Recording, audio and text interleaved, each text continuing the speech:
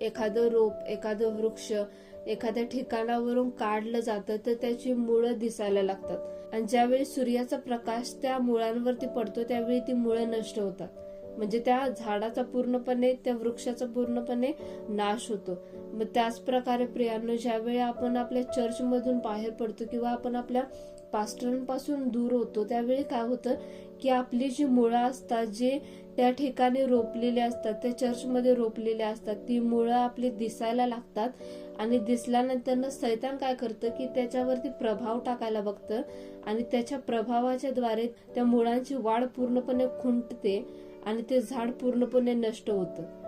मग ते फळं तर अजिबातच देणार नाही, कारण की ज्यावेळी त्याची मुळं नष्ट होतात त्यावेळी त्या झाडाचा काहीच उपयोग नसतो. आणि ही सध्या सैतानाची योजना आहे, सैतानाची इच्छा आहे की आपला नाश व्हावा.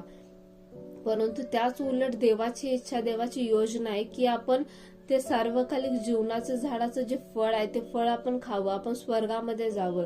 ज्यासाठी त्यानं आपल्या सेवकांना सांगितले की तुम्ही माझ्या लोकांना शिकवा, तुम्ही माझ्या लोकांना आज्ञा द्या की त्या जीवनाच्या झाडाकडे जाण्यासाठी त्यांचा तो मार्ग मोकळा होईल. ते जीवनाच्या झाडाचं फळ आपण खाऊ व सार्वकालिक जीवन पित्यासोबत जगू.